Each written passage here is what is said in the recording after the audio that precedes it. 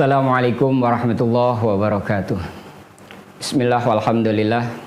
Wassalatu wassalamu ala rasulillah Muhammad ibn Abdillah wa ala alihi wa sahbihi wa mawala. Rabbi shrah li sadri wa yassir li amri wahlul 'uqdatan min lisani yafqahu qawli. Amma ba'du. Sahabat muslim yang dirahmati Allah, kita lanjutkan pembahasan kita setelah sebelumnya kita membahas wudu. Pada termasuk syarat salat kita, syarat sah salat kita yang kedua yaitu mengangkat hadas.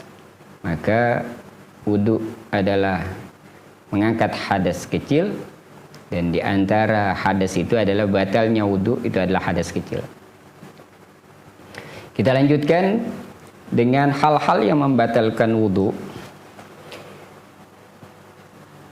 Dikatakan bahwa wa yubtiluhu kullu ma kharaja minal qubuli wad duburi.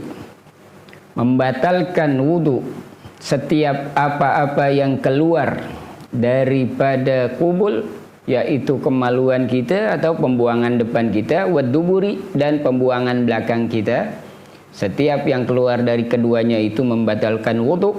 Ainan aw rihan, apakah bentuknya nyata, konkret, kotoran, benda, aurihan atau angin, itu membatalkan wudhu kita.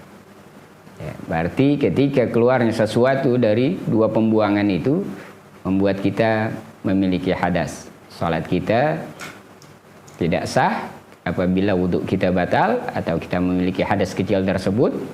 Kemudian juga termasuk daripada hal yang membatalkan wudhu adalah walam suhuma bibutuni rahati au butuni al-asabi min nafsihi au ghairihi walau liwaladihi saghiri.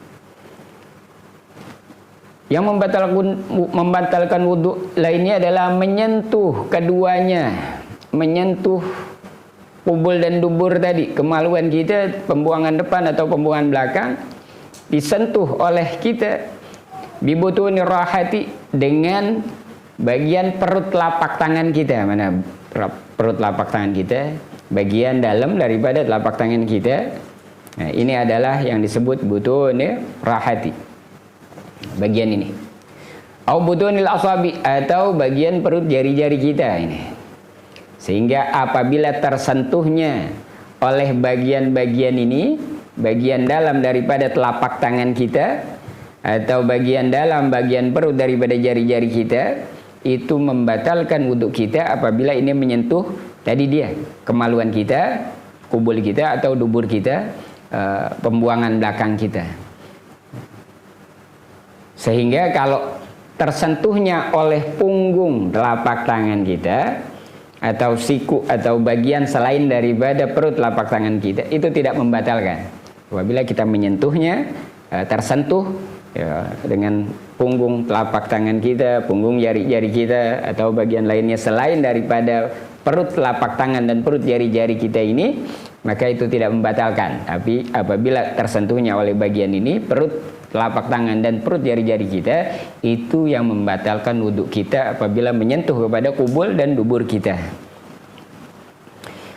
Min nafsihi, oleh dirinya sendiri, au ghairihi, atau oleh orang lain tersentuhnya, walau liwaladihi shaghiri, sekalipun yang menyentuhnya oleh anaknya yang kecil, anak masih kecil, tersentuhnya oleh bagian perut telapak tangan atau perut jari-jari, maka batal wudhu kita. Wa talaqi basaratai zakarin wa unsa balagha hadd syahwati, bertemunya kulit daripada antara laki-laki dengan perempuan yang sudah keduanya sampai pada batasan hadd syahwati, batasan syahwat. Apa yang disebut batasan syahwat? Di dalam mazhab Syafi'i, yang namanya batasan syahwat adalah apabila seorang laki-laki dan seorang perempuan tersebut ya, sudah terpenuhi, bahwa apabila terhadapnya ada syahwat di situ, ya, seperti kita dengan teman kita, dengan seseorang yang bukan ada hubungan kekeluargaan, maka batallah persentuhan itu sekalipun persentuhannya tidak dengan syahwat. Jadi bukannya persentuhan dengan syahwat membatalkan, persentuhannya biasa saja, tapi terhadap orang yang kita memiliki syahwat terhadapnya.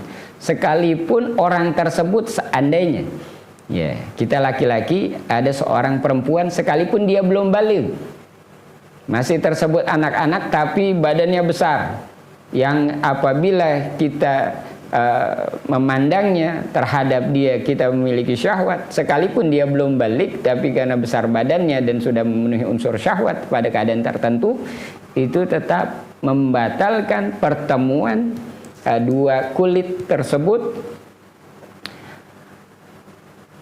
antara laki-laki dan perempuan tersebut. Jadi bukan pertemuan dua kulitnya, persentuhannya syahwat, bukan. Tetapi antara seseorang laki-laki dengan perempuan sudah memenuhi unsur syahwat di dalam kondisi lainnya, kemudian bertemunya, tersentuhnya bukan karena syahwat tapi tetap membatalkan wudu. Walaisa bainahuma mahramiyatun binasabin aw radain aw musaharatin bila hailin, yang antara keduanya tidak ada hubungan mahram dengan sebab binasabin, dengan sebab nasab. Ya, antara laki-laki dan perempuan yang tersentuh tadi, bersentuhan itu tidak ada hubungan nasab, tidak ada hubungan keluarga. Auradain atau hubungan persusuan, atau musaharatin atau hubungan dari perkawinan. Ya, bila hailin, persentuhannya itu tanpa penghalang, maka apabila tidak ada hubungan-hubungan yang tadi, batal. Mafhum mukhalafahnya, yang ada hubungan-hubungan tadi tidak membatalkan wudu apabila bersentuhan. Yang mana? Binasabin, dengan nasab. Kita tidak batal wudu antara kita dengan ibu kita, antara kita dengan saudara kandung kita, ya, saudara perempuan kita yang sekandung, adik kita, kakak kita, atau bibi kita, adik dari ayah kita yang perempuan, atau adik dari ibu kita yang perempuan, ya, tidak batal wudu.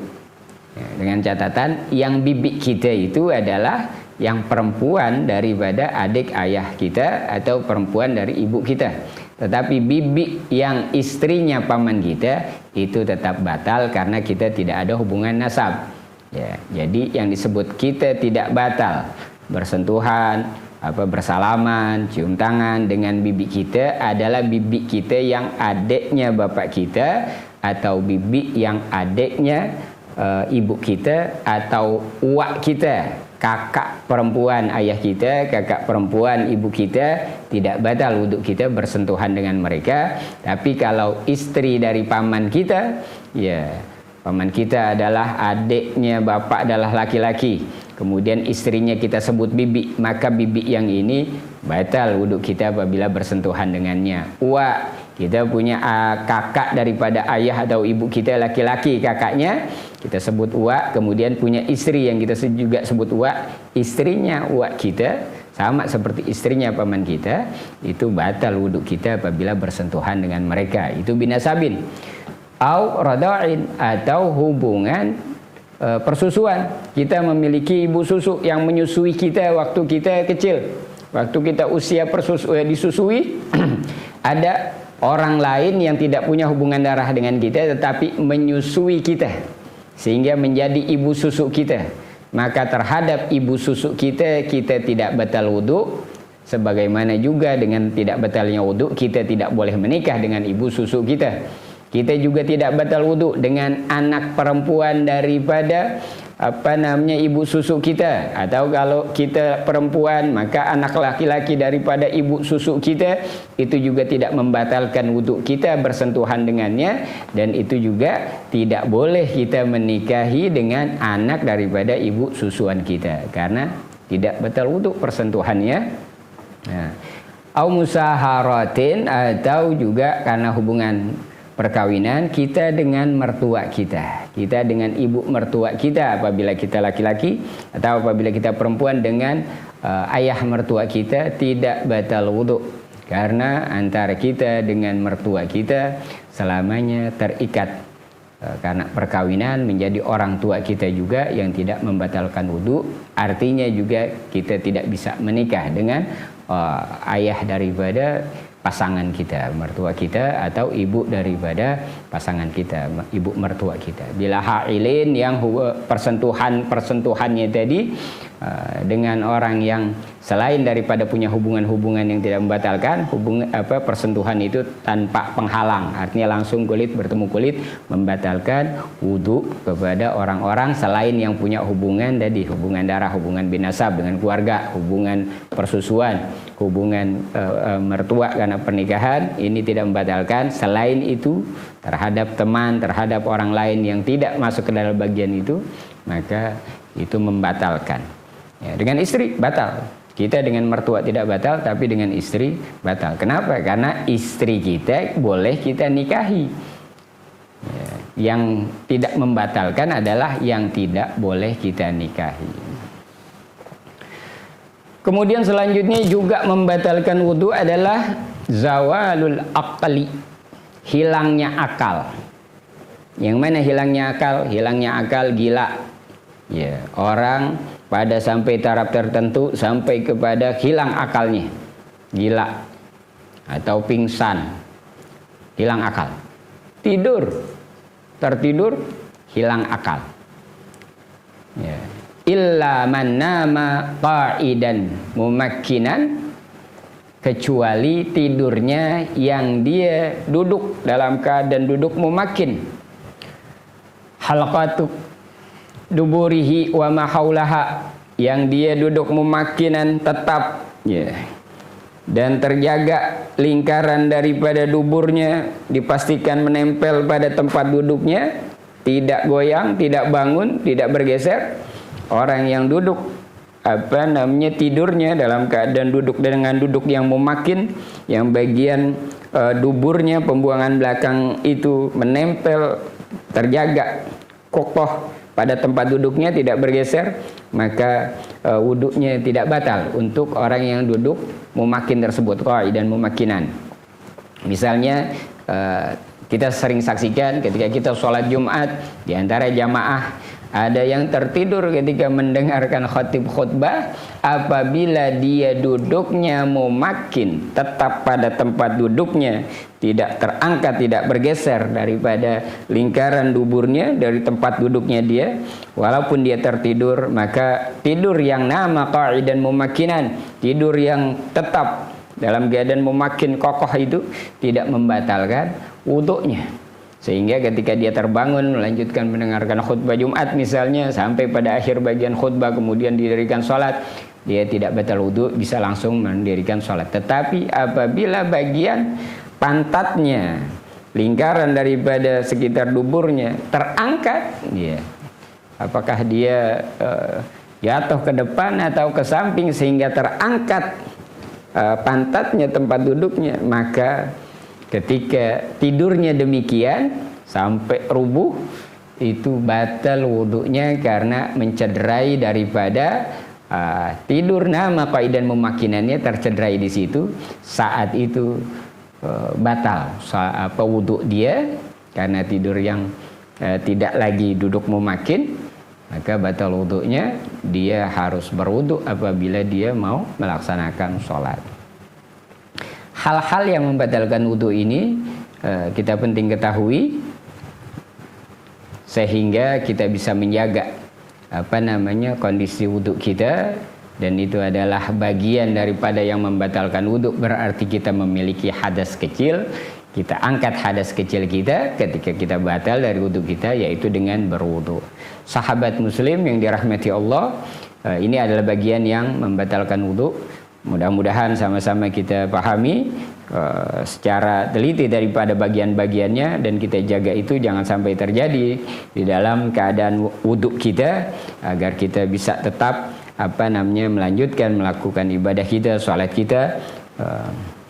Kemudian apabila yang tadi hal-hal yang membatalkan itu terjadi, kita bisa bersegera berwudhu, mengangkat hadas kecil kita untuk bisa melaksanakan ibadah-ibadah kita, sholat kita, baca Al-Quran kita, dan lain sebagainya.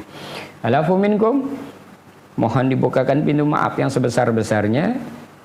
Billahi taufiq wal hidayah. Wallahu muwaffiq ila aqwamit thoriq. Assalamualaikum warahmatullahi wabarakatuh.